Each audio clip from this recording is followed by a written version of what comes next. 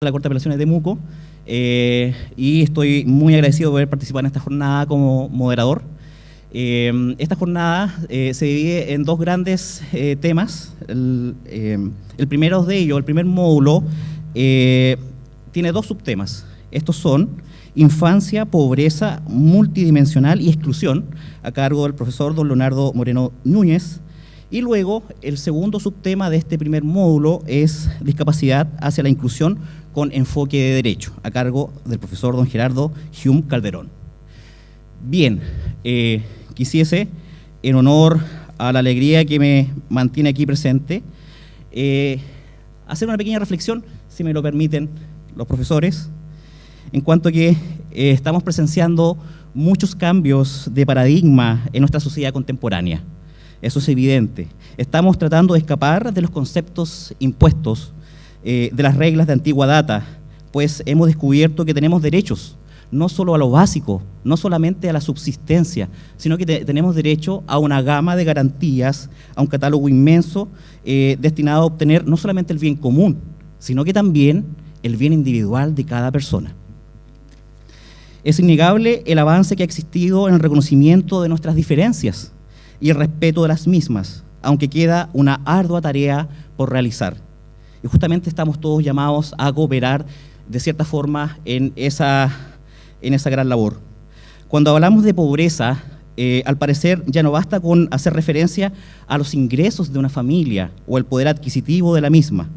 La pobreza en este mundo globalizado ha extendido sus garras a múltiples aspectos de la vida de las personas y su familia.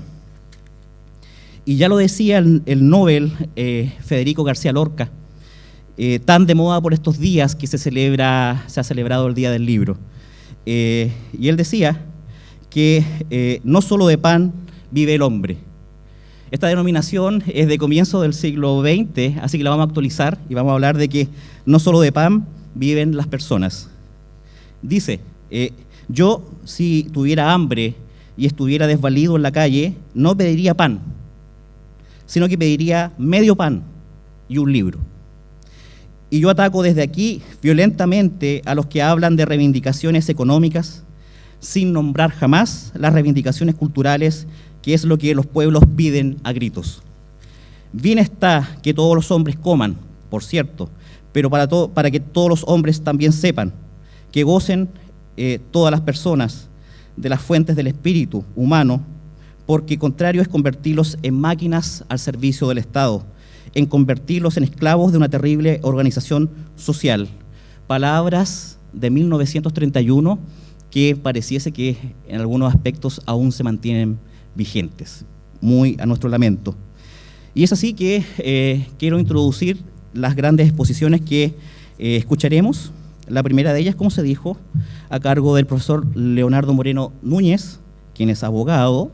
Él es director ejecutivo en Fundación Superación de la Pobreza, experto en políticas públicas sociales y magíster en gobernabilidad y desarrollo humano, y además doctor en Derecho y Políticas Públicas.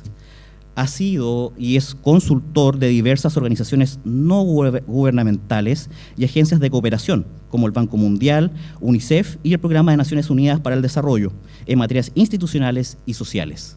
Además, es académico de la Universidad Alberto Hurtado y profesor invitado en la Universidad Pontificia Comillas, España. Actualmente preside el directorio de la Comunidad de Organizaciones Solidarias, instancia que reúne a más de 200 instituciones que trabajan en temática de desarrollo.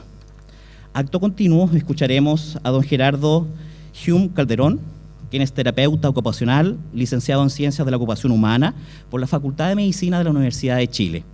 Tiene un diplomado en Gerencia Social y Políticas Públicas, desarrollado por la Facultad Latinoamericana de Ciencias Sociales, FLACSO, y es magíster en Dirección Pública, desarrollado por el Centro de Estudios y Asistencia Legislativa, CEAL, de la Pontificia Universidad Católica de Valparaíso. Además, desde febrero de 2017 a la fecha, se desempeña como jefe del Departamento de Políticas y Coordinación Intersectorial Nivel Central del Servicio Nacional de Discapacidad, CENADIS. Tiene diversos cursos que fundamentalmente dicen relación con la formulación de programas de índole social. Así que, con esta introducción, dejo entonces en este escenario al profesor don Leonardo Moreno.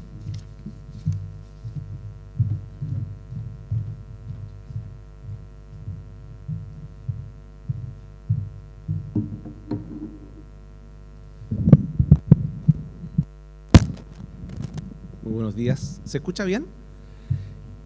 Bueno, primero agradecer enormemente la invitación a estar aquí hoy día con ustedes. La verdad es que en general doy muchas charlas, cursos, clases, como escucharon ahí, pero es primera vez que estoy frente a tantos colegas. Yo perdí un poco uno nunca deja de ser abogado, pero perdí un poco y me he ido por otros caminos, más bien por el camino de temas sociales. Pero más que eso, quería empezar mi exposición diciendo algo que me tiene profundamente conmovido.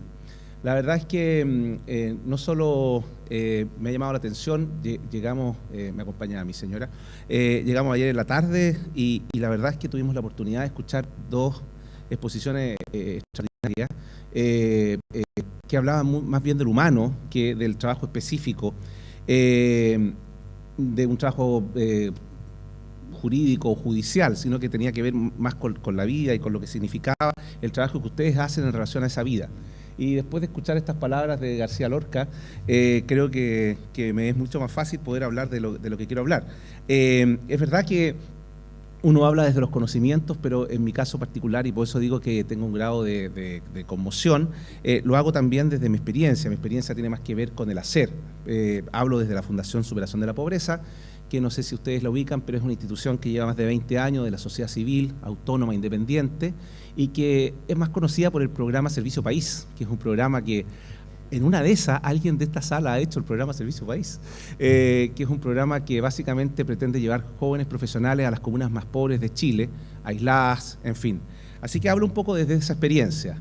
Y particularmente también debo reconocer que estoy conmovido porque estoy viviendo un proceso que de alguna manera me vincula a ustedes indirectamente. Estoy en un proceso de adopción, quiero ser padre adoptivo, y también por eso me acompaña mi señora, porque estábamos muy interesados en poder entender algunas de las temáticas que se habían planteado. Creo que lo que se planteó ayer, quedamos muy motivados por alguna colega que habló de la Fundación Santa Clara. O sea, hay toda una relación, hemos tenido un vínculo también humano con lo que ha sido un proceso en el Sename, que salió bastante trasquilado ayer.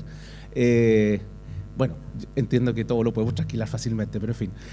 Lo que quiero decir es que cuando uno analiza estos temas desde una perspectiva más de lo que uno le va pasando, también es muy distinto hacerlo solamente desde un podio, hablando desde lo que uno sabe. Así que estoy haciendo esa vinculación precisamente porque van a entender lo que quiero tratar de avanzar hoy día. Tengo media hora, espero no gastármela en problemas personales, sino que más bien hablar de lo que me invitaron. Lo primero que quisiera señalar es que cuando hablamos de pobreza, es bastante complejo, no solo en Chile, en el mundo hoy día, y creo que vuelvo a tomarme las palabras de García Lorca, que Leonel nos trae hoy día en la mañana. Hablar de pobreza el concepto de pobreza es bastante polisémico, no tiene un único significado, tiene bastante significado, y por ello también hablamos de pobreza y decimos que es impreciso hablar de pobreza. No hay un solo concepto que nos pueda definir y que nos pueda contener todo lo que significa la pobreza. Es relativa porque evidentemente cuando hablamos desde aquí, desde Chile, desde el año 2018, no es lo mismo que si lo hiciéramos en Europa o en África o en el siglo XX o en el siglo XIX. La pobreza es relativa al tiempo, al espacio, a las condiciones que se nos van dando. Va cambiando. Es situacional particularmente porque las personas entran y salen. No es una condición la pobreza. A lo mejor si hubiéramos vivido en el siglo XIX sí sería una condición. Se nace y se muere pobre. La verdad es que cuando hablamos que la pobreza es situacional significa que las personas pueden entrar y salir de una situación, pero que las personas no son propiamente tal en sí, ontológicamente pobres. Podemos hablar de actores sociales como los estudiantes, como los profesionales, en fin, pero no podemos hablar del sujeto pobre, podemos hablar de personas que están en situación de pobreza.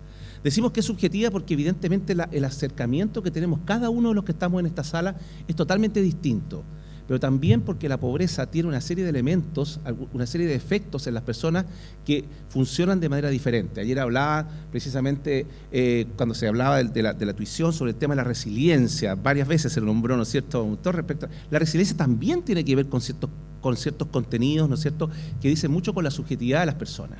Personas sometidas a los mismos estrés reaccionan de manera distinta. Algo parecido nos pasa aquí, y es relacional. Nosotros no podemos obviar y vuelvo sobre el tema de García Lorca, realmente espectacular, esto no nos pusimos de acuerdo.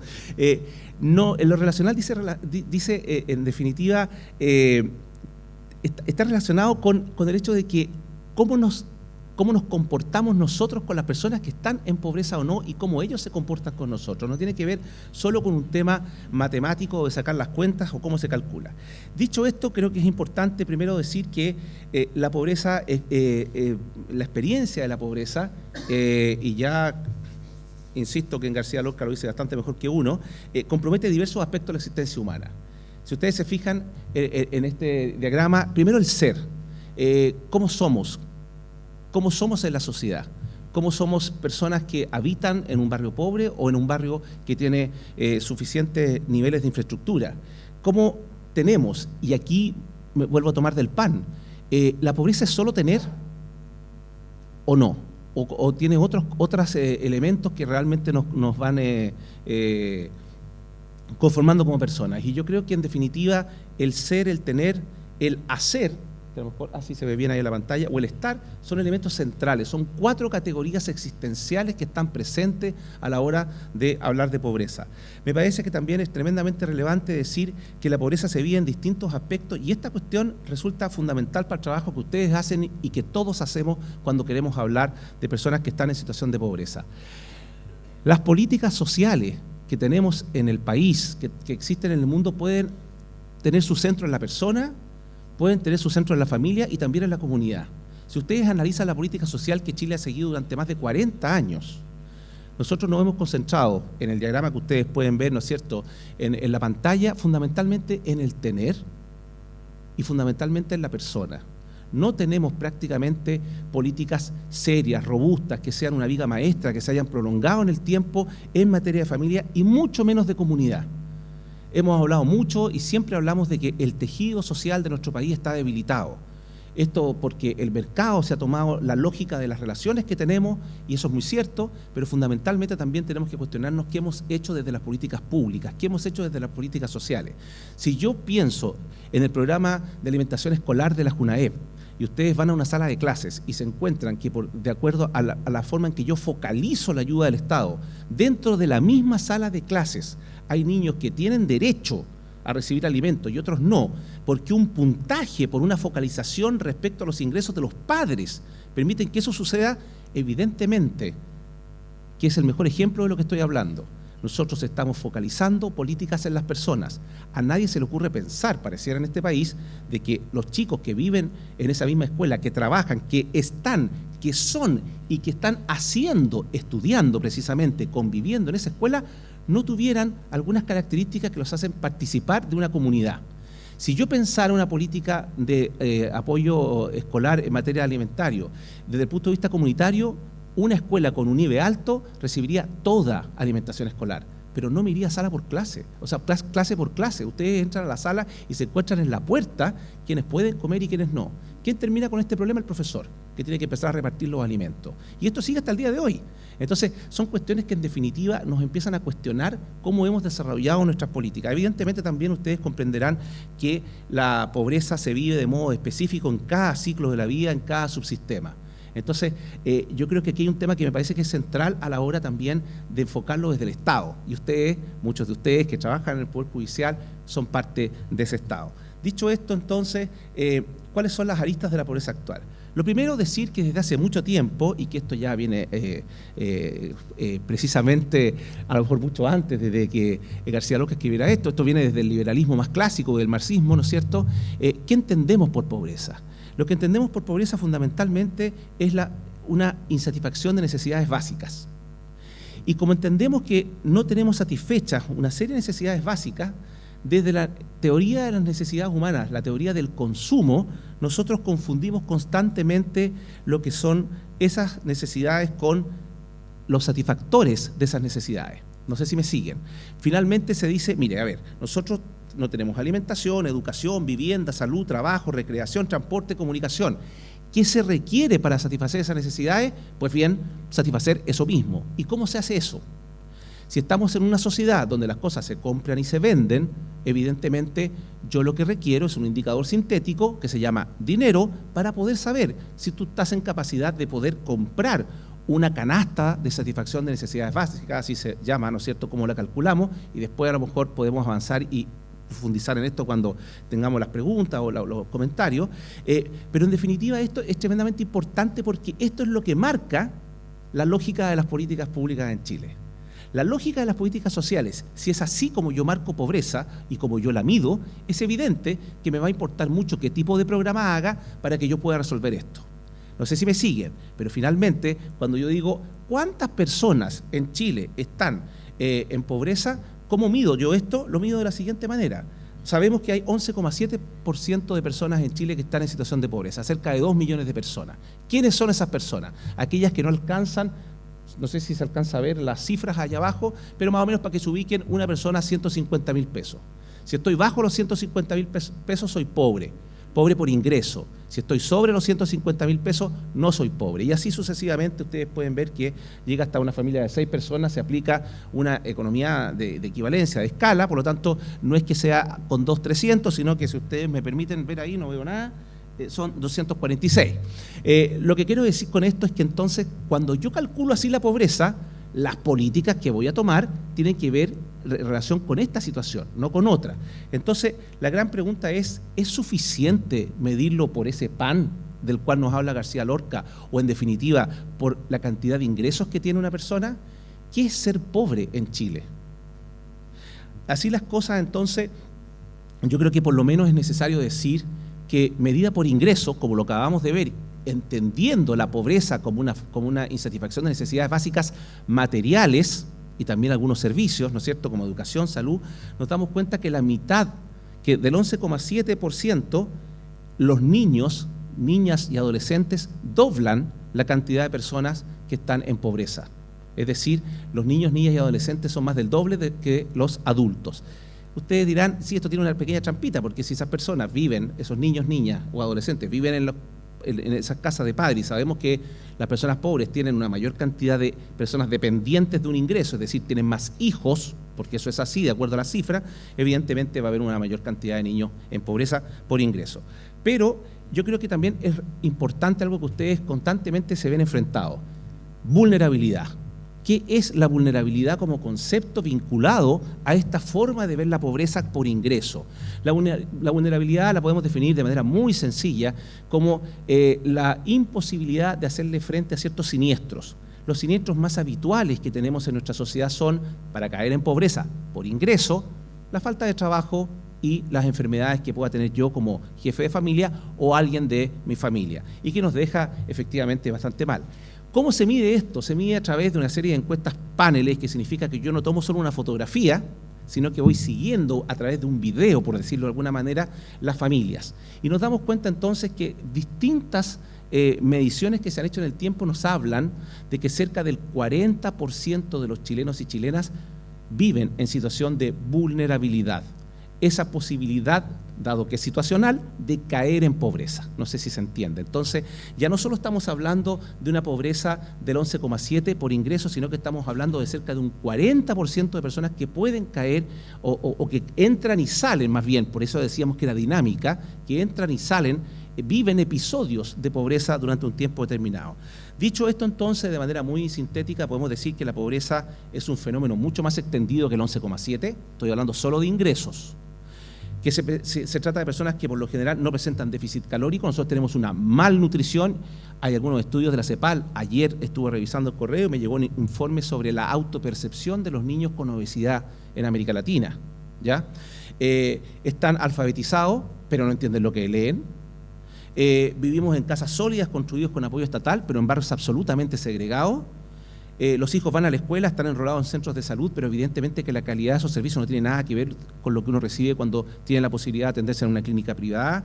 Y en definitiva, podemos decir que Chile hoy día tiene una pobreza que se aleja de las peores formas. Ya uno no encuentra, ¿no es cierto?, esos cientos de niños que rescataba el padre Hurtado debajo de los puentes, en fin, eso no es el Chile de hoy.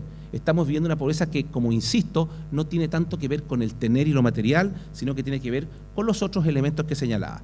Ampliando la pobreza así, entonces yo creo que es evidente, volvemos al poeta, no es discutible, ¿no es cierto?, la relevancia de considerar nuevas dimensiones para entender los aspectos que tienen que ver con la vida y que afectan los procesos de desarrollo de las personas. Va mucho más allá del ingreso. Entonces, para una gran cantidad de personas en Chile y en el continente, el ser pobre tiene que ver con una cierta invisibilidad. Invisibilidad porque hoy día ya no estás viviendo en una choza o en la calle, podemos hablar después de la gente de calle, ¿no es cierto?, que son cerca de 12.000 personas en Chile, incluso niños y niñas que no tienen atención, porque no hay ley al respecto, pero en fin, estamos viviendo una cierta impotencia que impide que las personas puedan ser, estar y puedan desarrollarse mejor en la sociedad. Dicho esto, entonces, de lo que estoy hablando es de una mirada de pobreza que se aleja del tema de los ingresos y fija su centro en las capacidades humanas. De lo que estoy hablando es de la teoría de capacidades del Premio Nobel de Economía Amartya Sen, que ustedes a lo mejor han oído nombrar y que tiene que ver con el famoso, ¿no es cierto?, elemento que dice relación con las oportunidades, con la igualdad de oportunidades. ¿De qué se trata esto? Sen nos dice, la verdad es que más que tener o no tener, las personas son pobres cuando no pueden desarrollar las capacidades que tienen. Imagínense ustedes una persona que tiene unas habilidades gigantescas para la música, pero si nunca estuvo con la posibilidad, con la oportunidad de poder llegar a un lugar donde le enseñaran, perdimos a esa persona nunca pudo desarrollar ese hacer, que era precisamente el poder tocar. Entonces, Sen dice, de lo que se trata es que si nosotros no enfrentamos el tema de la pobreza desarrollando estas capacidades, de lo que estamos hablando es de falta de libertad. La verdad es que la pobreza no es otra cosa que falta de libertad. Entonces, es desde esta mirada, una debilidad en el desarrollo de las capacidades humanas elementales para poder funcionar y elegir en libertad.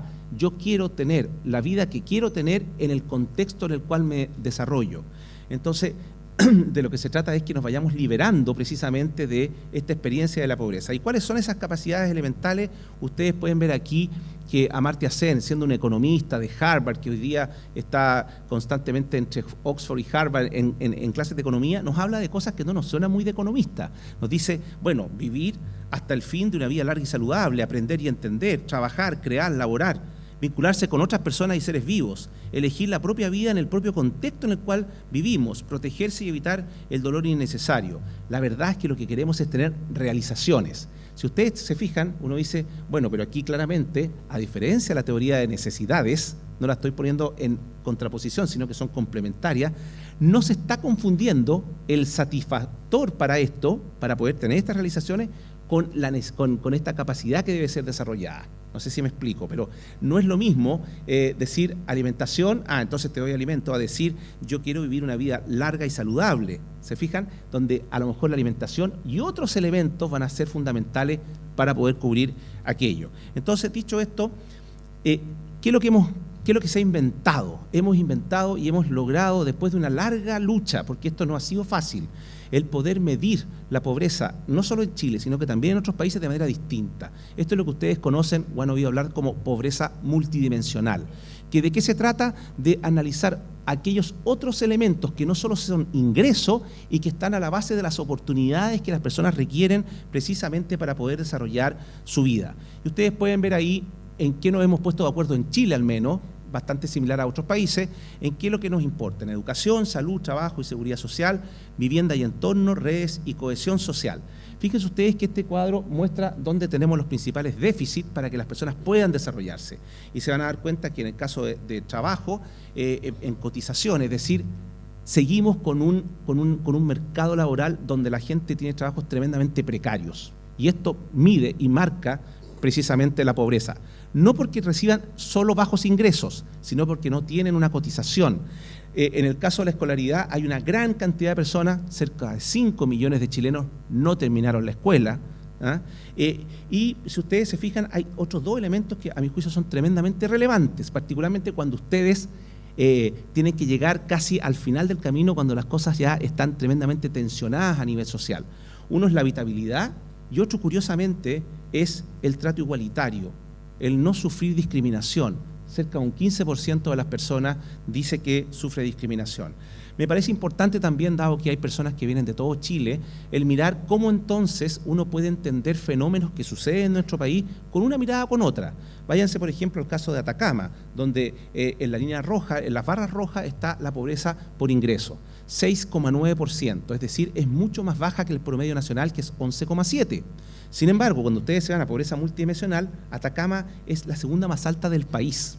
Entonces, no sé si me explico, finalmente dice, bueno, pero a ver, si nos quedamos solo con el ingreso, no nos preocupemos de Atacama. Atacama tiene un 6,9%, es decir, es mucho más bajo que el promedio. Aquí lo que tenemos que hacer es preocuparnos de otras regiones. Sin embargo, el nivel de pobreza multidimensional, es decir, la posibilidad de que existan oportunidades para desarrollar las capacidades que están medidas por los elementos que les dije, es la región de las regiones más pobres de Chile, teniendo un nivel de minería, ¿no es cierto?, desarrollo económico que nos debiera decir otra cosa. Entonces, lo que les quiero plantear es que cuando uno mira la pobreza, o podríamos hablar de pobrezas, claramente son diferentes. Lamentablemente, en la región que nos encontramos, siempre es la más alta a nivel de ingresos y también multidimensional. La región de la Araucanía, lamentablemente, y una vez más, nos muestra que son los dos niveles que ustedes pueden ver que se nos disparan absolutamente sobre los promedios nacionales. Dicho eso, también es interesante mirar esto como cuáles son los hogares que tienen mayor pobreza multidimensional o por ingreso, multidimensional, cuando hay niños o no hay niños. Y se van a dar cuenta que en el caso de la seguridad social, de la habitabilidad, suben enormemente. Es decir, si hay niños o niñas, adolescentes en los hogares son más propensos a tener problemas complejos en habitabilidad y también en seguridad social. Uno podría casi colegir y decir, claro, los padres trabajan en cualquier cosa, es necesario que los niños se desarrollen. Y fíjense que también es curioso que en el caso de allá en la penúltima, donde se trata de trato igualitario, sube. Es decir, cuando hay niños y niñas, pareciera que hay una tendencia a un mayor maltrato de la sociedad, hay mayor discriminación, hay mayor trato humillante. Dicho esto, creo que las cifras son ya no de 11,7, sino que de 20,9. Estamos hablando de más de 3,5 millones de personas que sufren en esta situación de pobreza multidimensional.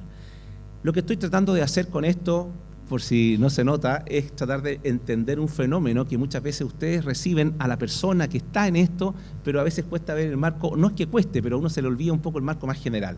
He hablado de pobreza multidimensional, hay un segundo fenómeno, que es el rompimiento que tienen las personas, las comunidades con el resto de la sociedad.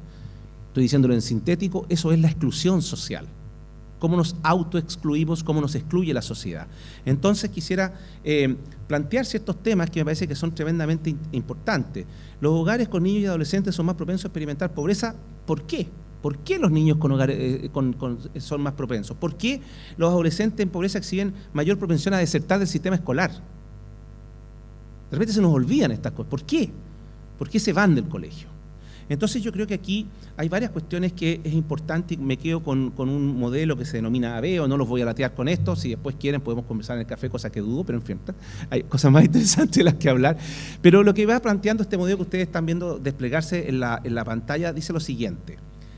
En los países latinoamericanos, normalmente la segregación residencial, la segregación laboral y la segmentación educativa van de la mano. Es todo un sistema en el cual vamos excluyendo a poblaciones. Y si ustedes se fijan, y lamento ser tan centralista, en la pantalla ustedes pueden ver un plano de Santiago, ¿ya? La segregación residencial a la que nos referimos, ustedes la pueden ver ahí, ven unas manchas rojas y unos puntos negros. Esos puntos negros son las viviendas que el Estado ha construido para las personas que no tienen vivienda. Y si ustedes se fijan, como están abajo, estamos hablando fundamentalmente de Puente Alto, La Pintana, San Bernardo, etcétera. A su mano izquierda pueden ver todo el sector de poniente de Santiago. Esas manchas rojas es el estudio que hizo el Ministerio de Interior hace tiempo atrás sobre la violencia intrafamiliar. Raro es que esas manchas se concentran precisamente en los conjuntos habitacionales construidos por el Estado. O sea, lo que estoy tratando de decir aquí es que en definitiva hemos tratado de resolver a través del tener, ¿no es cierto? Te doy una vivienda, te entrego una vivienda, hay un subsidio, pero hemos logrado aquí producir una malignidad que tiene que ver fundamentalmente con el hecho de que las violencias intrafamiliares por los espacios tan reducidos ha aumentado. Yo he tenido la suerte de hacer clases en la PDI y siempre me dicen, pero profe, usted sabe que en los sectores más altos no se denuncia mucho violencia intrafamiliar. Yo les digo, sí, eso es verdad. Si ustedes se van arriba a la derecha, hasta Las Condes, Vitacura, estamos hablando todo esto de Santiago, les pido disculpas por el centralismo.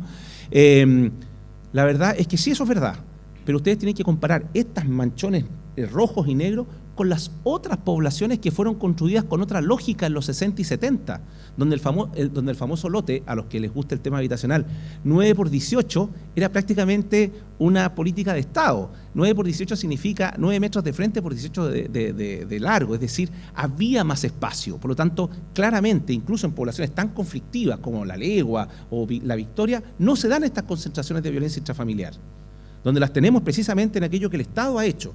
Si ustedes se van a la lámina del lado y hablamos de segmentación laboral, estamos diciendo que en el sector sur de Santiago prácticamente no hay trabajo. Esto no solo tiene que ver con que la gente después tome estas conductas no prosociales, sino que más bien antisociales de no pagar el Transantiago. Es que tienes que viajar 1 o 2 horas para llegar al trabajo, porque lamentablemente no tienes aquí fuentes de trabajo. Entonces, la segmentación habitacional, la laboral, y abajo ustedes pueden ver, hay muchas formas de mostrarlo y graficarlo, pero fundamentalmente hay unas pelotitas azules, verdes y rojas, que apenas se ve. La roja dice que son aquellas personas que tienen menos de 7 años de estudio, las verdes cerca de 10 y las azules más gorditas cerca de 17. Es decir, hay una gran desigualdad también en cómo esto se entrega. Entonces, cuando se dan estas 3 segmentaciones, claramente estamos hablando de un aislamiento social de los pobres urbanos, de un quiebre de la convivencia social. Esto que ven aquí ustedes es un zoom que hizo el Ministerio de Vivienda al sector de Puente Alto, La Pintana, y ustedes pueden ver cómo se van superponiendo una serie de elementos. Ustedes pueden ver en esos círculos, figuras azules, nos habla de el domicilio de detenidos. Condominios sociales son los cuadraditos negros, hacinamiento lo verde, y la inacción juvenil todo lo que ustedes pueden ver. Es decir, aquí se produce lo que conceptualmente se entiende como desigualdad, una superposición absolutamente inmerecida de situaciones que son tremendamente difíciles de levantar. La verdad es que cuando uno habla de desigualdad no se refiere solo al ingreso y al Gini, se refiere fundamentalmente que hay una superposición de estas desmerecidas, de estas por así decirlo, deficiencias o situaciones complejas. Entonces, estamos viviendo una situación de exclusión de grandes sectores. Esto se da en todas partes. Si ustedes se remiten a lo que es La Chimba, ¿no es cierto?, no en el barrio de Norte de Santiago, sino que La Chimba como concepto, el sector malo del río, se van a encontrar que esto pasa en las compañías en La Serena, se van a encontrar que esto pasa también en Alerce, esto pasa en Alto Hospicio, en fin, hay una serie de lugares donde uno identifica precisamente esta figura que tiene que ver con los barrios segregados. Aquí tienen otro ejemplo en el cual se hace una comparación en la línea 4 del Metro de Santiago, en donde van estación por estación, viendo cómo van bajando los ingresos de las familias y cómo va bajando sistemáticamente, pero de manera prácticamente igual, los puntajes del CIMSE. Uno podría hablar casi de que esta exclusión nos está hablando de una perpetuación de la pobreza en términos, ¿cómo se llama?, de manera de transmisión de generación en generación. En este contexto, también, y no en otro, es que yo les pongo esta lámina, y no es para tirarle las orejas como el cura que reta a las señoras que van a misa por las que no van. No, esta lámina tiene que ver con que la percepción de las personas pobres es que la administración de justicia se comporta de igual manera como se ha comportado también las políticas sociales. También hay un grado de exclusión, también hay un grado de sensación, y creo que lamentablemente, se los dije al comienzo, la pobreza tiene mucho que ver con temas subjetivos, de cómo se perciben las cosas. Entonces tenemos que, la verdad es que solo un 0,8% estima que es buena, muy buena. Esto es una encuesta que hace la Universidad Católica Raúl Silva Enríquez para las personas pobres. Entonces estamos frente a un problema en el cual las personas perciben que quienes tienen justicia en este país son las personas con mayor recurso. Lo estoy colocando dentro del contexto de la exclusión, por favor, para que no se sientan, venimos para acá y nos tiran la oreja, esto es medio feo. Me voy a apurar. En este contexto descrito, entonces, ¿qué es lo que requerimos? ¿Qué es lo que requerimos como sociedad? Primero, erigir un círculo virtuoso entre educación y trabajo. Y aquí yo creo que estructuralmente el combate a la delincuencia y el narcotráfico debiera ser en parte una lucha contra algo que ya sabemos que se nos da en toda condición, que es una frustración escolar muy fuerte, porque sé que una vez que termine ese liceo en el cual estoy, ¿no es cierto?, no voy a tener no voy a poder entrar a la universidad, y por otro lado, los trabajos que voy a tener, por tener precisamente una educación que es de mala calidad, son de bajo ingreso. ¿Cómo podemos garantizar también, y pensando ahora desde el Poder Judicial o de la labor que ustedes desarrollan, cómo garantizar la calidad del espacio público, potenciar particularmente el juego de los niños, el descubrimiento y creatividad durante el ciclo escolar? Bueno, aquí hay autores que dicen que esto incluso nos ayuda a mejorar la democracia, pero cuando uno mira las cifras se encuentra con esto, de que finalmente, como dice, los niños y niñas deberían jugar cerca de 15.000 horas y nosotros tenemos un promedio de 8.700, o sea, no estamos ni en la mitad. Entonces, después Junji nos revela que cerca del 70% de los niños juega dentro, menores de 5 años, juega dentro del hogar, porque no se atreve a salir. Entonces, lo que quiero decir fundamentalmente con esto es nuevamente lo mismo. Estamos frente a un problema estructural. Normalmente le cargamos a la persona la responsabilidad de salir de su situación de pobreza. No puede ser si no lo entendemos también como un problema estructural. Entonces, con esto simplemente quisiera señalar de que el elemento, ¿no es cierto?, y voy avanzando en esto, me parece que es fundamental qué podemos hacer. ¿Cómo acompañamos la construcción de proyectos de vida? No me voy a poner aburrido, pero todos sabemos que hasta los años 80, sus padres, los que están aquí, por lo menos el mío, todos estaban en un trabajo que duraba por lo menos 30 años.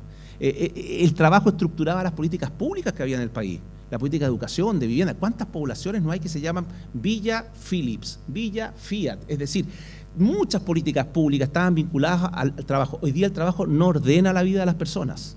Todos sabemos que los trabajos son tremendamente precarios, tengamos o no profesión. Entonces, puesto así, ¿cómo logramos entonces acompañar la vida de estas personas? Y entonces la gran pregunta, y con esto voy terminando, no sé, ¿cuánto me queda? Ya me pasé ya. 1 minuto. Pero podría ser como el árbitro y me regala 3.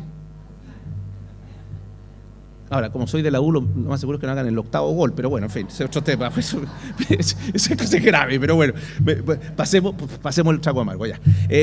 ¿Cómo aportar entonces desde la Administración de Justicia? Y en ese sentido, yo les hablé al comienzo de decir, si hablamos de pobreza multidimensional, de lo que estamos hablando y lo que está detrás de aquello, es una mirada de poder desarrollar capacidades. Si podemos desarrollar capacidades, ya se dieron cuenta, un premio Nobel de Economía nos dice, oye, ¿cómo logramos entonces, en este caso concreto, capacidad de generar cariño y apego con personas y otros seres vivos? ¿Cómo logramos la capacidad de aprender y descubrir? ¿Cómo la capacidad de colaborar y ser parte de algo? Entonces, desde ese punto de vista, lo importante que quisiera sostener aquí es que el ser, el hacer y el estar hoy día en Chile es más importante que el tener. Y esto es porque se nos ha metido en la cabeza que la única forma de mirar la pobreza es a través del ingreso. Y esto es mucho más complejo que eso, mucho más complejo. Entonces, le pongo ahí, para que los niños y niñas puedan estar, en fin, es más importante que el tener. Y en ese sentido me atrevo patudamente a plantear esto.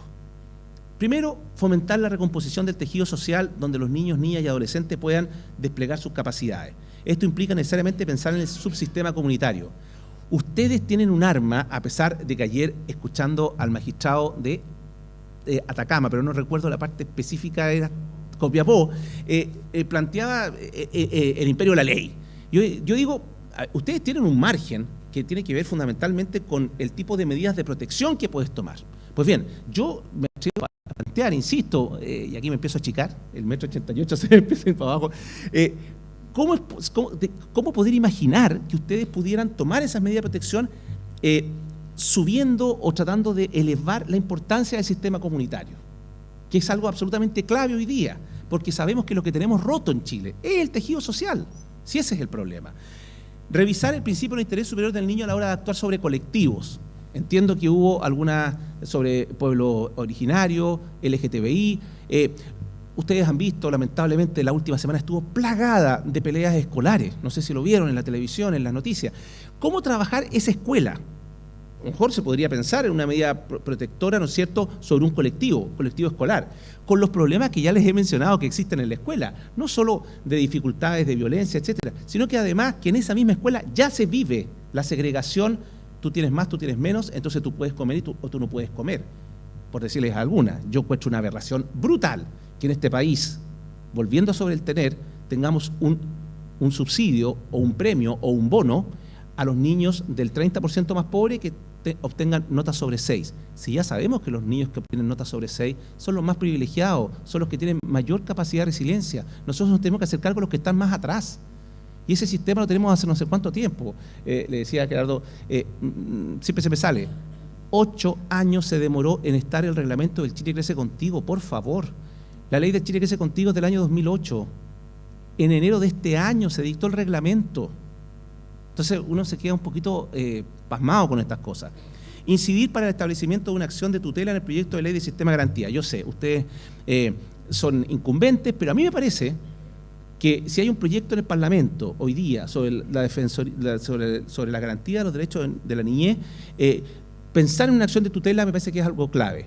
Y lo último, después de lo que he escuchado el Sename, por lo menos ayer en este Congreso, no sé si me atrevo a plantearlo. Ustedes son los que tienen las medidas de protección. ¿Es posible pensar en medidas de protección administrativa? Claro, después de los relatos que uno escuchó ayer, me termino por plantear esta última línea. Yo creo que aquí hay un tema que es tremendamente delicado, pero me atrevo a decir también de que hoy día sí hay ciertas medidas que no sé si son de protección o desprotección por parte de los servicios del Poder Ejecutivo, digamos. Y me planteo entonces qué debiera decir, qué podría plantearse respecto a estas medidas o cómo coordinar mejor. Porque termino con esto. Esto es lo mismo que nos ha pasado con mi señora respecto a nuestro proceso de adopción. La culpa la tienen todos ustedes, se los digo al tiro. Se los digo al tiro. Ayer yo escuchaba críticas al Sename, pero nosotros que hemos estado oyendo al Sename, es que los jueces se demoran. Los jueces se demoran. Entonces, al final tú quedas como en la mitad y dices, bueno, a ver, pero son los jueces. O sea, a mí no me importa quién sea. Busquemos formas en las cuales efectivamente, no solo en el tema de adopción, sino que particularmente en el tema de medidas de protección, podamos avanzar de manera mucho más efectiva. Muchas gracias.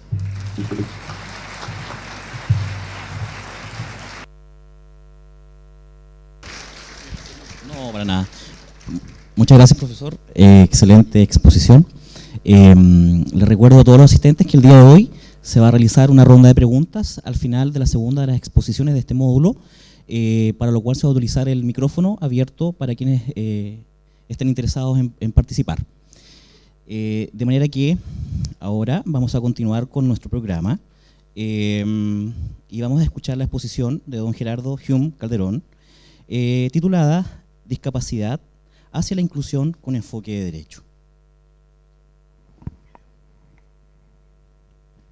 Bien, vamos a preparar la presentación. Creo que hay un video, me dicen.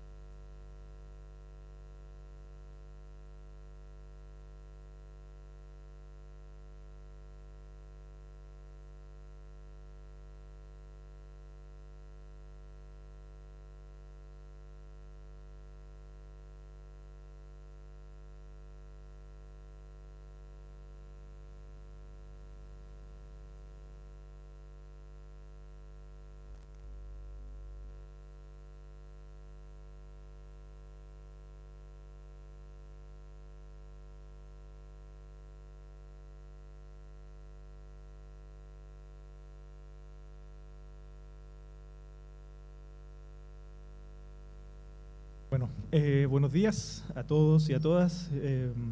Voy a rellenar un poco porque tenemos problemas técnicos. Bueno, sin duda lo primero es agradecer. Uno tiene pocas instancias en donde poder dialogar y presentar y conversar en temas de discapacidad con los jueces y juezas de familia. En general, yo creo que nos vinculamos muy poco desde el servicio con ustedes.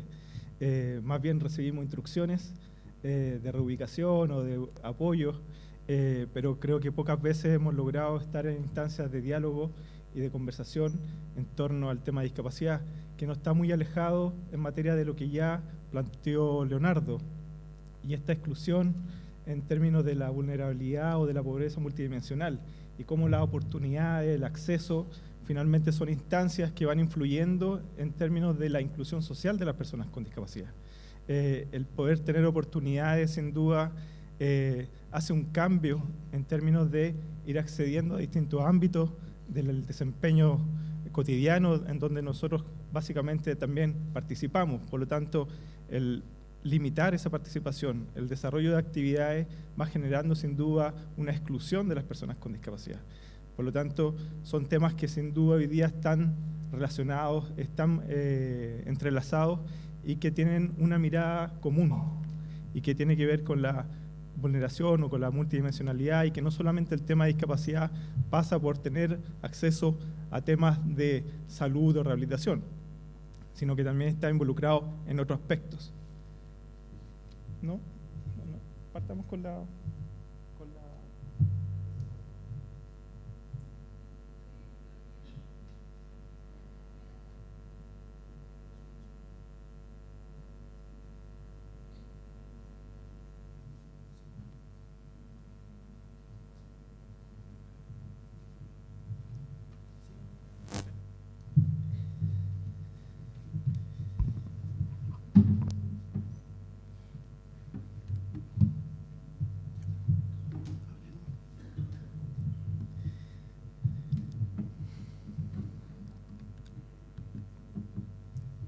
Bueno, esos videos son súper buenos, ¿eh? Después los buscan ahí en, en YouTube, está el canal Senai y los pueden visualizar. La idea era poder reflejar un poco lo que vamos a conversar. Yo creo que ya están en el cuarto día de su jornada, sin duda también hay un cansancio, y por lo menos quedarse con el video era para mí importante. Así que vamos a tratar de ver si lo podemos arreglar después. La discapacidad es un tema complejo, es un tema que no tiene un rango etario, no tiene temas sociales, no responde mucho a una variable, sino que es un tema más bien transversal, en donde sin duda cómo uno va abordando la discapacidad tiene que ver también con muchos mitos, con muchos prejuicios, con percepciones que uno se va haciendo rápidamente. Por lo tanto, el no detenerse un rato a observar cómo es el fenómeno de la discapacidad y quedarse con impresiones que son quizás materia de un prejuicio que yo puedo tener, una concepción que puedo tener acerca de distintos temas, en temas de discapacidad, por ejemplo, con la discapacidad física, lo puedo asociar directamente a Teletón y a niños, etcétera, y todas esas percepciones, sin duda, va alterando también el cómo yo voy entendiendo este fenómeno. Cómo voy, y el entenderlo tiene que ver también el cómo yo voy dando respuesta desde nuestros distintos ámbitos a la inclusión social de las personas con discapacidad. Por lo tanto, hay mucho de mito, hay mucho de prejuicio, hay mucho de no detenerse a mirar, hay mucho de no analizar bien el contexto de esa persona con discapacidad. Leonardo lo decía, el tema es mucho más estructural. El tema en materia de discapacidad no responde solamente a un déficit, no responde solamente a si tiene un déficit visual o tiene un déficit auditivo, o si tiene o le falta algún segmento del cuerpo. Por lo tanto, estas percepciones que nosotros tenemos, estos mitos asociados también a un lenguaje equivocado, va generando y va construyendo una percepción o un enfoque de cómo quiero abordar el tema de discapacidad. Por lo tanto, el generar estos mitos y prejuicios asociados también a un lenguaje que puede ser erróneo en términos de el lisiado, el minusválido, el mongolito, el tontito, palabras que de alguna forma denostan a la persona con la cual estamos conversando, o con la cual ni siquiera podemos estar conversando, sino que quizá en un grupo de amigos nos referimos también. Por lo tanto, esas percepciones, esas concepciones y ese lenguaje sin duda va construyendo algo. Y esa construcción, que puede ser personal, puede ser colectiva, asociada también a la vulneración de derechos, que uno dice que hay cosas que ya no suceden, o que cosas que aquí en Chile no suceden, pasan todos los días. La vulneración de derechos de las personas con discapacidad en los distintos ámbitos de desempeño, llámese educación, salud, trabajo, acceso al deporte, a la recreación, a compartir, a transportarse, es una cuestión de todos los días. Por lo tanto, la vulneración de derechos asociado al tema de discapacidad no es un tema aislado, no es un tema de otro país, no es un tema de 100 años atrás, sino es un tema que está instalado. Y por lo tanto, uno se empieza a pensar cómo aborda este tema. Cuando tenemos percepciones, tenemos lenguaje, tenemos vulneración de derechos, entonces uno dice, tenemos un tema que es la discapacidad, que es un tema transversal, que no tiene rango etario, no tiene división en materia de social, que puede afectar a cualquiera de nosotros, hombre o mujer, y que puede afectar en cualquier momento. Por lo tanto, ¿cómo tomo este tema? ¿Cómo lo agarro? ¿Cómo doy respuesta a partir de las políticas públicas a un tema que es tan complejo como el abordaje de la discapacidad? ¿Lo hacemos solamente desde un enfoque biopsicosocial, que tiene que ver con una integralidad en la materia de la intervención, o lo hacemos desde un enfoque de derecho? Esa es una primera pregunta que quiero dejar planteada, porque yo creo que a partir de ambas presentaciones del día de hoy empezamos a entender que el tema del enfoque de derecho se empieza a instalar, cómo nosotros empezamos a asegurar ciertas cosas. Somos un país que estamos en vía de desarrollo, sin duda, pero yo creo que hay cosas a las cuales hay que apuntar con mayor recursos, con mayores políticas públicas más robustas. El tema que hablaba Leonardo tiene que ver mucho con los determinantes sociales que son básicos en términos de dónde yo nazco, dónde yo estudio, dónde yo trabajo, etcétera, van haciendo una determinación en términos de las oportunidades a las cuales yo voy accediendo. Por lo tanto, son temas que sin duda son estructurales y que hay que ir modificando.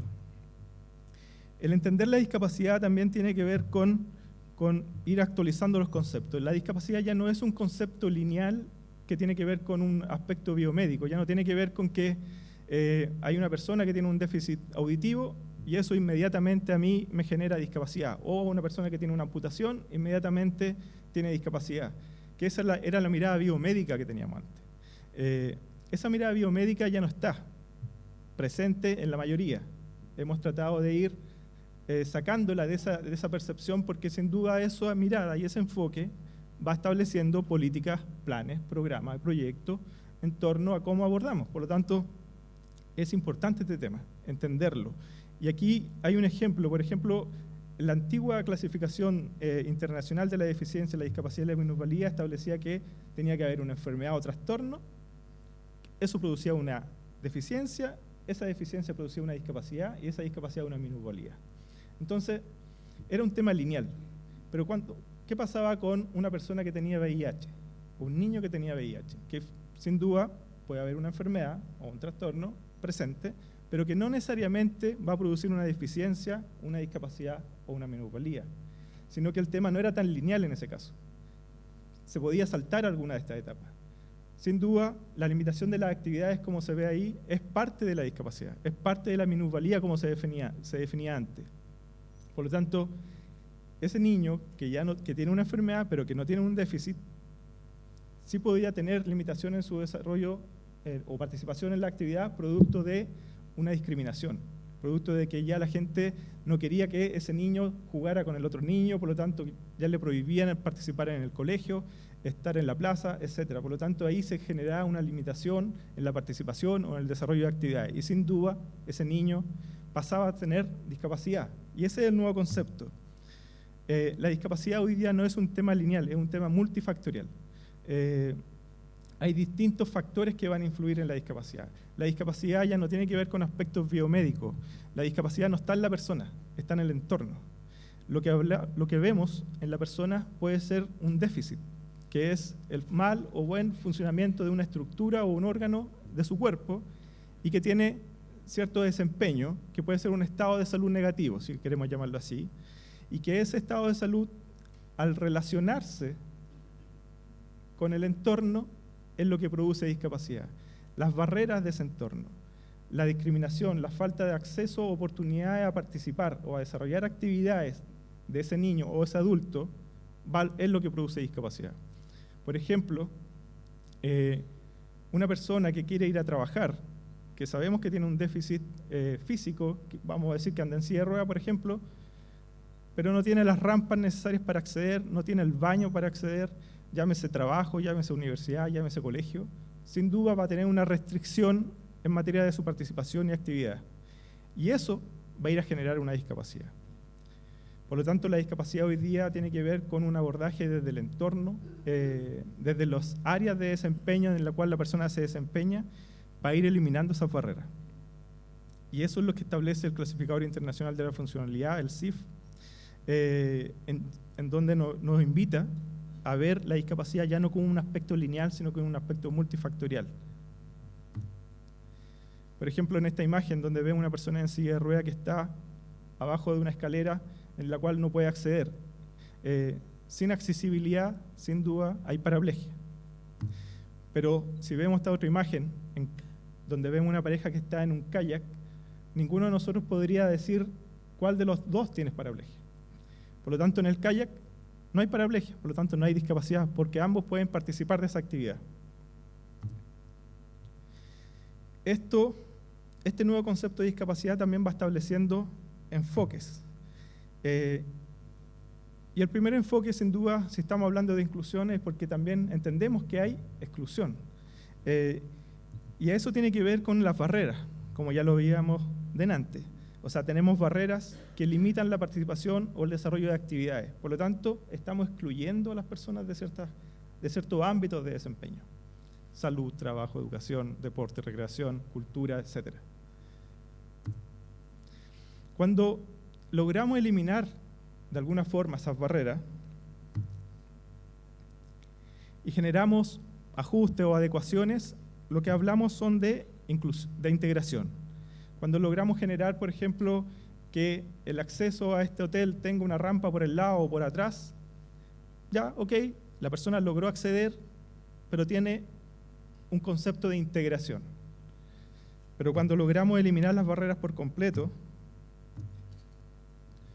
y utilizamos el concepto de diseño universal o accesibilidad universal, sin duda, bajo ese concepto ya empezamos a hablar de inclusión. Estos son temas que no son tampoco lineales, son temas que conviven. Acá, por ejemplo, si hubiese una persona con discapacidad auditiva y no tenemos un intérprete de lengua de señas, sin duda la estamos excluyendo. No podría estar accediendo a nada de la información que aquí estamos entregando. Si colocamos el intérprete de señas, sin duda hacemos un ajuste, un apoyo, y esa persona logra acceder a la información que nosotros estamos generando. Ahora, si generamos otra instancia, llámese transcripción, donde empiezan a pasar por las pantallas todo el audio que se está visualizando, sin duda ya ahí generamos accesibilidad universal porque están todos logrando acceder, generamos un sistema de audio para las personas con discapacidad visual porque quizás no logran ver todas estas imágenes que están acá, pero hay alguien que le está describiendo lo que se está visualizando en las presentaciones. Sin duda ahí ya eliminamos las barreras, generamos inclusión en las presentaciones y en las actividades. Integración e inclusión son conceptos que, como vimos, son distintos, apuntan a focos distintos. La integración apunta básicamente a personas, a las interrelaciones. Si yo a una persona le paso un bastón, le paso un audífono, a esa persona es para que esa persona se logre integrar. Pero si yo a un colegio capacito a los docentes, hago adecuaciones de las barreras arquitectónicas, de las curriculares, de evaluación, trabajo con la familia, trabajo con los compañeros, genero todo un sistema de evaluación distinto o de ajuste con adaptación de diseño universal de aprendizaje, ese contexto que yo transformo en donde cualquier niño o niña que logre acceder a ese colegio va a poder estudiar, estamos hablando de inclusión, porque la inclusión apunta a los sistemas, a los contextos, no apuntan solamente a la persona, apunta a cambiar todo un enfoque. Y eso apunta un poco nuestros programas que nosotros tenemos. Por ejemplo, el de atención temprana, donde buscamos que tanto Junji como Integra vayan avanzando en materia de inclusión, que sus equipos educativos sean capacitados en términos de cómo abordar un niño con discapacidad, hacer las adecuaciones curriculares, metodológicas, de enseñanza, hacer los ajustes en términos de accesibilidad. Es lo que estamos trabajando con Junji e Integra, transformando estos jardines infantiles. No solamente entregándole quizá una ayuda técnica a un niño, un software, un computador para que logre acceder. Eso es complementario. La inclusión la logramos cuando transformamos los sistemas. Aquí hay otro concepto, o sea, otra imagen que logra definir bien la diferencia entre integración e inclusión. Tenemos accesibilidad. Estos teléfonos casi ya no... Ahí tenemos que actualizar esta imagen. Cuando teníamos estos teléfonos donde uno le echaba una moneda y veíamos que hay uno que estaba más abajo, era para que la persona en silla de ruedas lograra acceder desde la altura que ella tenía, pero era una diferencia que hacíamos. Lográbamos integrarla a que se pudiera comunicar, pudiera llamar, etc. Pero cuando logramos generar teléfonos de altura en los cuales todos logren acceder, estamos hablando de inclusión. Ahí están las diferencias en términos de los conceptos también. Y acá podemos ver distintas situaciones, pueden haber muchas más, en términos de cómo vamos generando las barreras de acceso, de participación, del desarrollo de actividades, las cuales van generando discapacidad, a partir de un déficit, sin duda, que tiene la persona, pero el entorno es el que genera la discapacidad. Ese es lo principal del mensaje. Por ejemplo, acá, una plaza que tiene un ajuste en su columpio, en donde una niña en silla de rueda puede acceder, columpiarse al lado de otra niña que no tiene discapacidad y participar, estar incluida. No es una plaza distinta, no es una plaza, la plaza de la inclusión, que está por allá distinta con puro juego inclusivo. No, es la misma plaza que tiene juegos inclusivos, en donde niños y niñas en situación de discapacidad pueden participar. Ahí estamos transformando ese contexto, ese espacio de recreación, de compartir.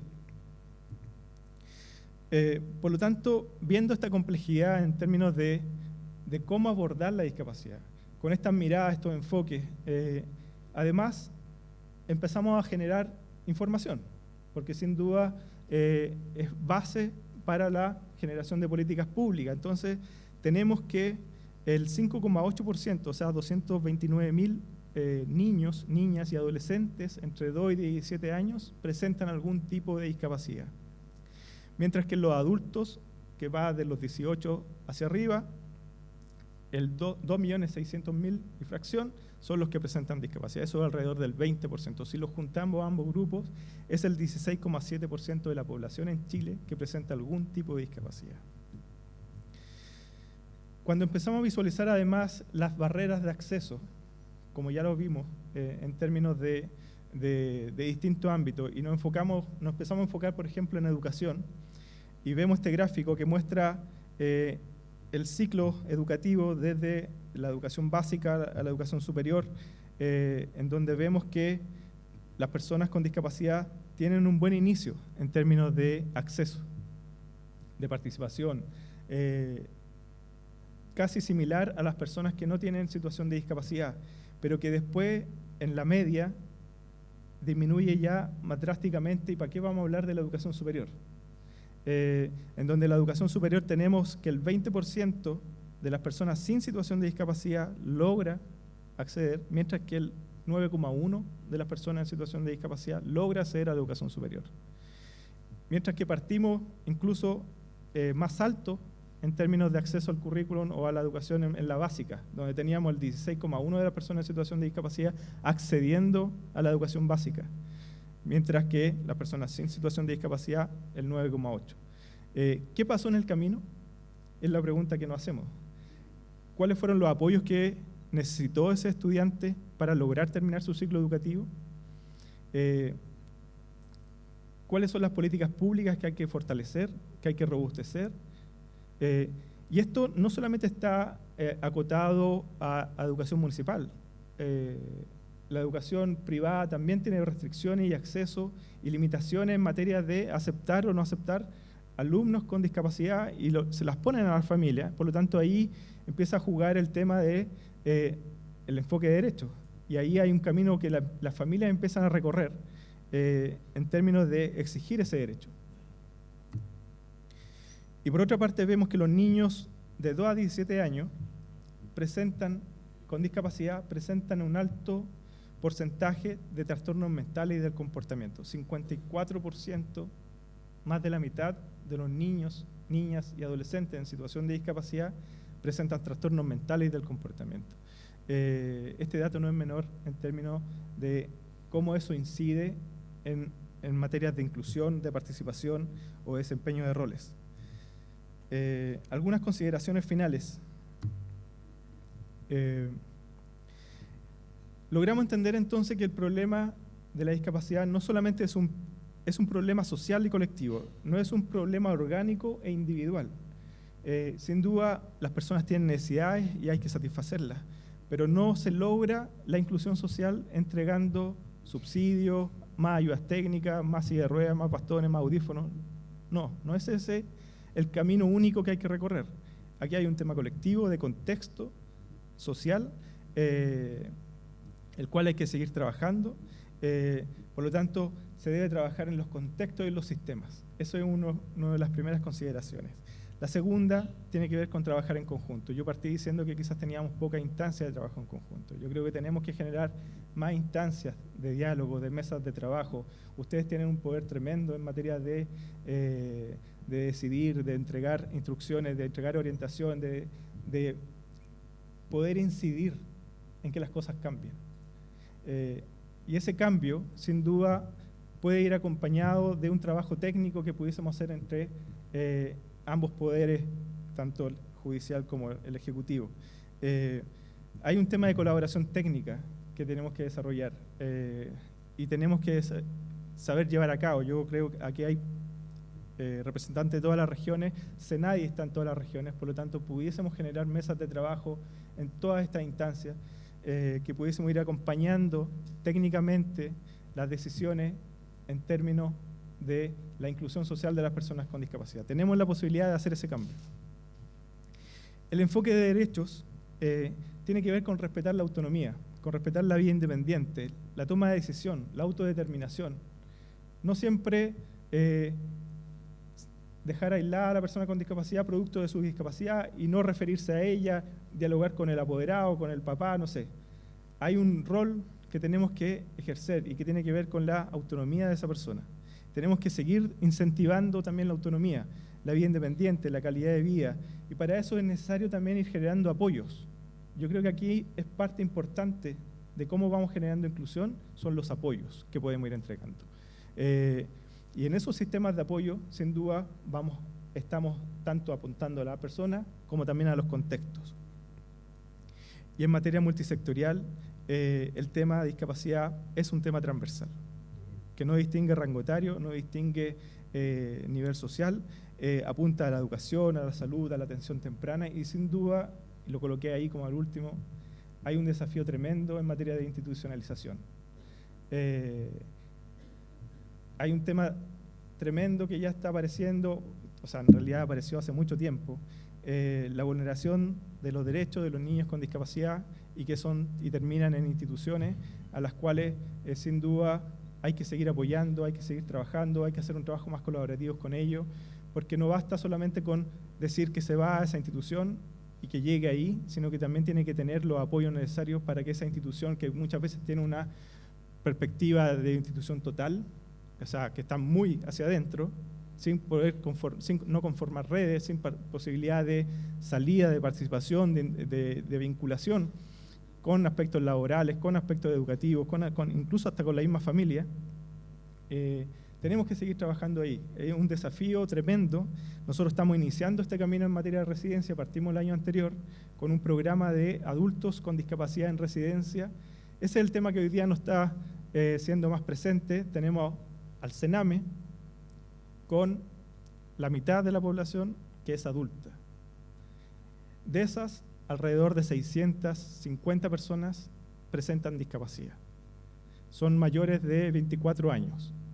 que ya no están en un hogar de Sename o no debiesen estar, bajo una mirada de una intervención en infancia, sino que hay que hacer un cambio en la mirada de cómo intervenimos a ese adulto que quizás ya lleva 20, 30 años en esa institución. Por lo tanto, cómo lo revinculamos, cómo generamos instancias laborales. Y ahí tenemos un tremendo desafío. Sin duda, yo quiero invitarlo a que podamos llevarlo en conjunto. Nosotros estamos trabajando hoy día en forma piloto con el Hogar San Ricardo de la obra Don Guanela, allá en Batuco, donde hay alrededor de 120 adultos. Nosotros estamos trabajando con 56 de esos adultos, pero vemos que no hay ninguna instancia de revinculación en términos de recuperación de roles o trabajo. Y ahí estamos apoyando. Hay un cambio de mirada que queremos hacer, de intervención, y yo creo que ahí ustedes son fundamental para poder ir trabajando en conjunto estos temas. Muchas gracias.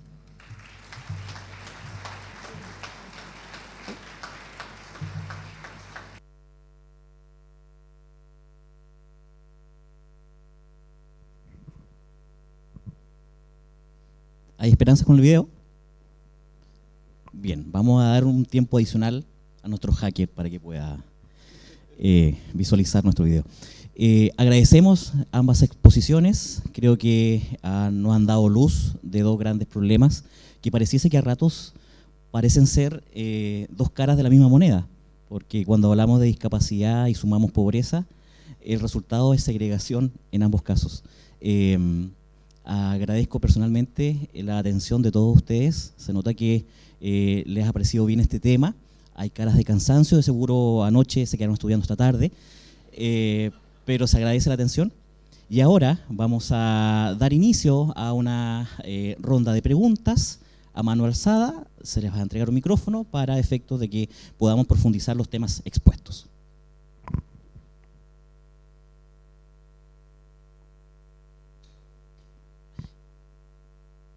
No está prendido, parece.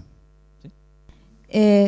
Buenos días. Quisiera preguntarle al profesor Leonardo cuál es su opinión de por qué solo en algunos colegios y casi en ninguno del área privada no existen los programas PIE de apoyo escolar.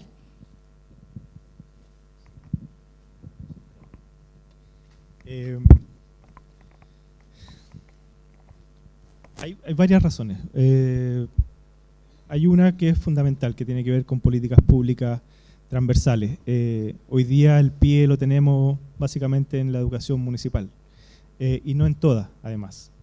El PIE también tiene que ir modificando. El PIE es el Programa de Integración Educativa, que son profesionales que apoyan los procesos educativos, van haciendo los ajustes necesarios para que los estudiantes con discapacidad logren acceder al currículum, acceder a las evaluaciones y vayan teniendo igualdad de oportunidades en el ciclo educativo. Y ahí tenemos vulneración de derechos, básicamente.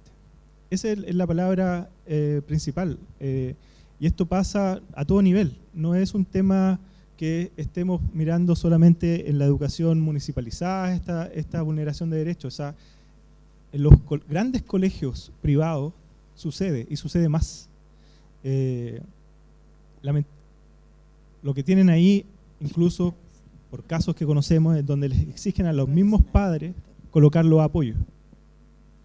Por lo tanto, yo creo que ahí hay un tema que tenemos que revisar sin duda. Ahí yo mostraba un fallo de la Corte que implicaba que un estudiante que había sido excluido con Asperger tuvo que reingresar. Y a eso me refiero con el poder que ustedes tienen. Sin duda ese poder tiene que ir acompañado, porque no basta con señalar que ese niño o esa niña o ese adolescente vuelva al colegio y quede ahí. Sin duda ahí tiene que entrar los programas públicos, las políticas públicas en materia de apoyo, de acompañamiento, de ajuste, para que ese proceso y ese poder que ustedes tienen en términos de hacer ese cambio tenga una respuesta a partir de los apoyos y los ajustes que son necesarios. O sea, ahí necesitamos trabajar más en conjunto. Ahí con todas sus letras hay vulneración de derechos, no hay otra cosa que distinta en términos de esa experiencia. Consulta al caballero de Senadi. ¿Qué pasa con el cierre de residencias, por ejemplo, CONIN, que están ocurriendo en muchas zonas, y en que nosotros como jueces nos vemos enfrentados de un día para otro a solicitudes de egreso de las instituciones respectivas, en circunstancias que durante más de 5 años estos niños, de acuerdo a los mismos profesionales, no contaban con un referente protector idóneo para brindarles cuidado y protección, y en una situación de cierre de la residencia logran en poco más de un mes habilitar adultos, lo que no habían logrado más de 5 años, porque la otra opción que nos dejan a nosotros como jueces es más encima desarraigar a ese niño de su entorno familiar y tener que trasladarlo no a una distancia de una región, muchas veces 4 o 5 regiones. ¿Y dónde está Senadi ahí? ¿Qué está pasando con los niños más vulnerables de los vulnerables? Sí, ahí hay un rol que el Senadi tiene que fortalecer y tiene que ver con el apoyo en términos de vulneración de derechos. Este Senadis fiscalizador o este Senadis defensor de los derechos de las personas con discapacidad, yo creo que es un tema pendiente institucional. Yo lo viví específicamente con el cierre del hogar Aligüen en Buin, producto de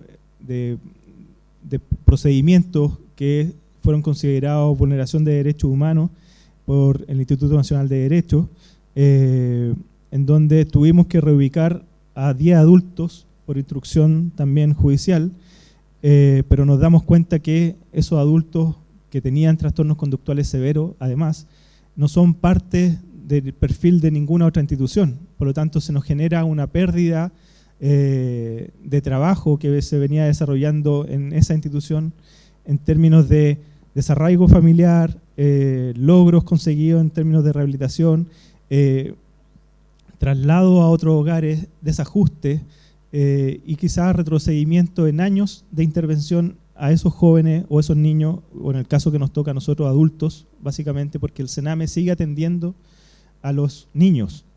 Sename hoy día tenemos, lamentablemente, el Estado está segmentado, por así decirlo, es sectorial, y los niños con o sin discapacidad son parte del Sename.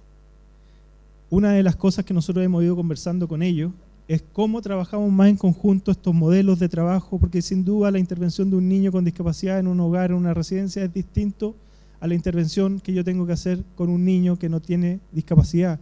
Y hemos tratado de ir apoyando desde esa vereda, pero hoy día sin duda nos faltan herramientas, nos faltan recursos para poder generar instancias de mayor presencia institucional en la vulneración de derechos, y ahí hemos hecho las alianzas básicamente con el instituto, con el INDH, que tiene la fiscalización, tiene las atribuciones para hacerlo, en donde nosotros estamos apoyando y vincularnos a través de un departamento que creamos, que es el de Derechos Humanos y Asesoría Legislativa, porque vemos que este es un tema fundamental en el cual tenemos que estar.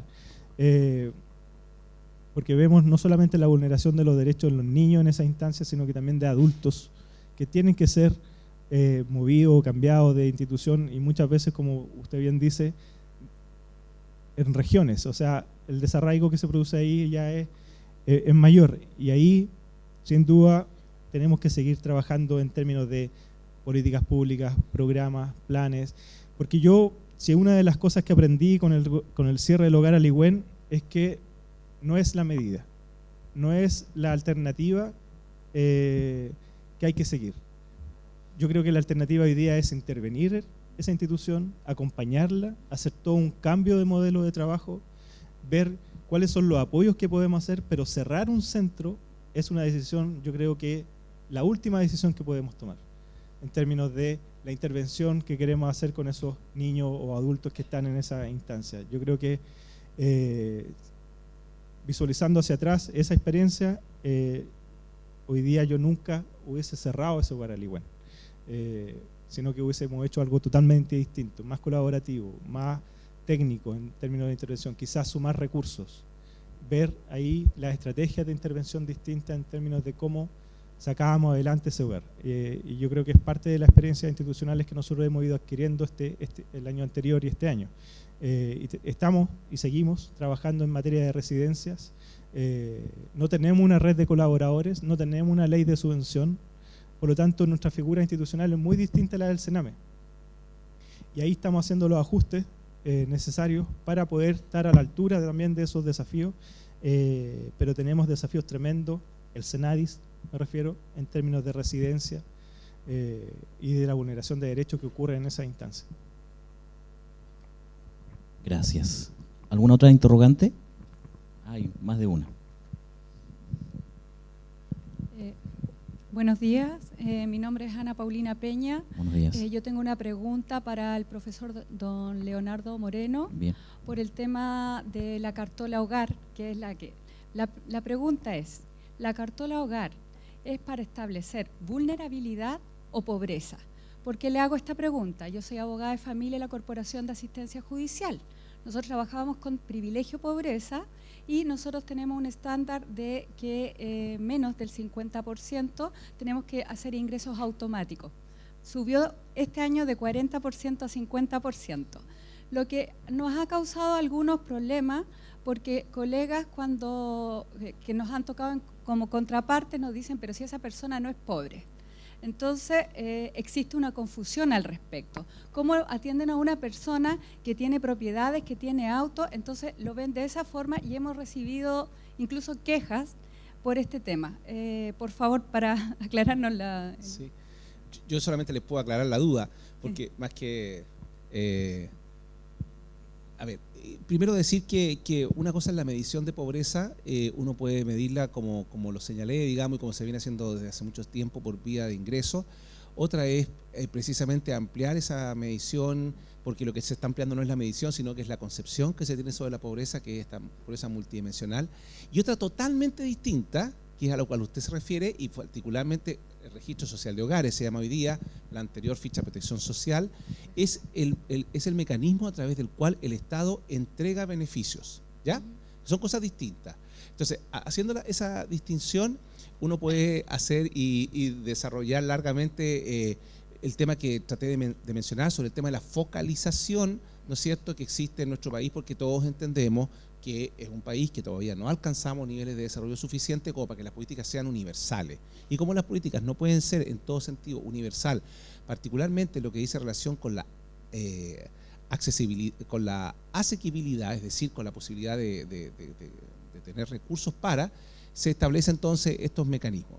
Hoy día cambió todo el sistema y en definitiva lo que se hace es decir, hay un registro social de hogares donde lo que hace ese registro social de hogares es ordenar la población. Estamos hablando de que de 17 millones, 13 millones están en el registro social de hogares. O sea que es una gran cantidad de personas. De esos 13 millones lo que se hace es que el 40% más pobre por ingresos entra en esta primera categoría, que es la 1, digamos, y después ya empiezan a hacerse diversas categorías hacia arriba.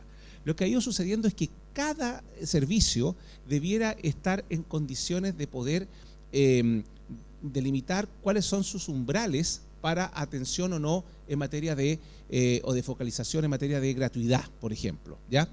Les pongo un ejemplo. En Defensoría Penal Pública existe algo más o menos parecido, ¿ya? Hay un puntaje. Lo mismo pasa con lo que les expliqué de la JUNAEF. Lo mismo pasa con el subsidio de vivienda, etcétera, etcétera. Constantemente, y aquí hago nuevamente la misma crítica, volvemos sobre el tema del tener, es decir, sobre los ingresos. Entonces usted misma me está preguntando sobre si tiene ingresos, si tiene auto, si tiene casa, bueno, ¿en qué quedamos? Yo creo que lamentablemente no tenemos todavía en Chile un instrumento que sea lo suficientemente, diría yo, preciso, que nos diga, mira, esta persona requiere. Se supone, y esta es una tarea que de verdad creo que, no sé si la perdimos, pero la empatamos muy mal con cara de derrota, con el gobierno anterior, de decir, el único organismo que está capacitado hoy día para poder hacer esa distinción y ayudarle a los distintos ministerios o servicios, o incluyendo el Poder Judicial o las corporaciones, en fin, etcétera, etcétera, de este famoso privilegio pobreza que uno escuchaba cuando estudió, ¿no es cierto?, es precisamente ayudándonos técnicamente a delimitar cuál debiera ser ese universo, ¿ya?, al cual se debiera atender en términos gratuitos o no, ¿ya? La gratuidad, por ejemplo, pongo el SUF, el subsidio único familiar. El subsidio único familiar corta en 60%, es decir, de todo el registro social de hogares, el 60%. Entonces, cada servicio debiera fijarlo. Entonces, la Corporación de Asistencia Judicial, que depende del Ministerio de Justicia, debiera fijar su propio criterio y decir hasta dónde tienen esas facultades, porque si no, o hasta dónde van a atender. O si no, es muy difícil. Pero esa es una facultad de usted, ¿eh? Bien, gracias. En honor al tiempo, entiendo que hay 2 interrogantes pendientes y luego nos vamos al café. Por favor. Buenos días, don Gerardo. Esta consulta. Quiero saber si en la 9ª región, en Temuco, existe alguna casa, una residencia para las personas con discapacidad visual.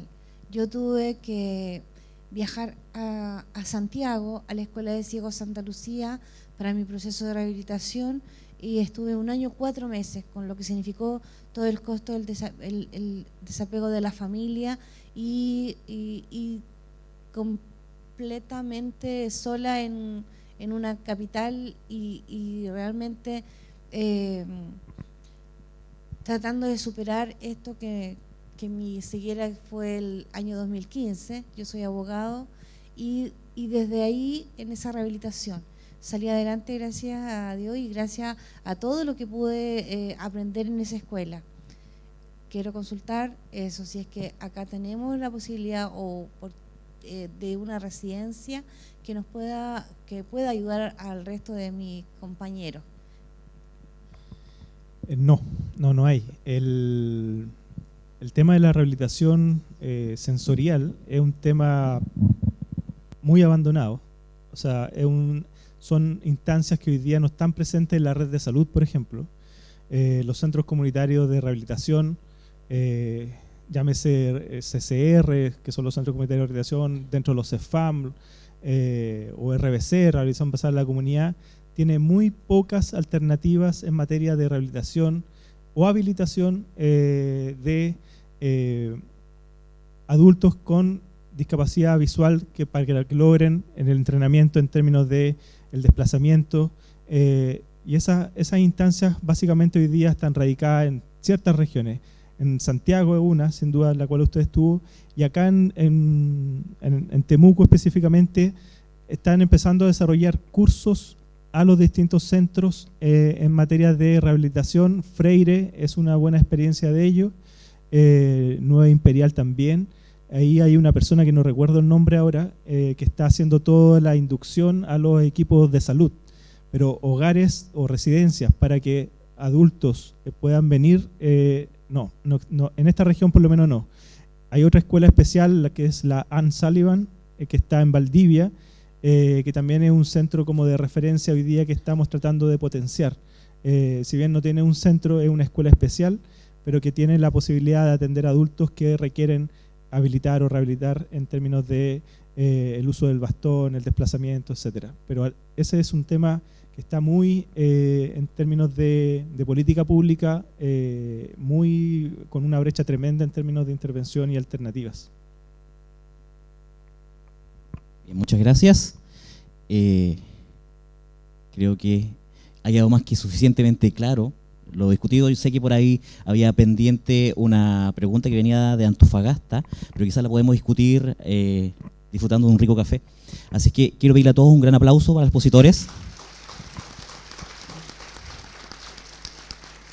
A continuación, dejo a José Ignacio con ustedes. Muy bien, y como es de costumbre ya vamos a hacer entrega de un obsequio, un regalo a nuestros expositores que tiene que ver con el símbolo del Congreso.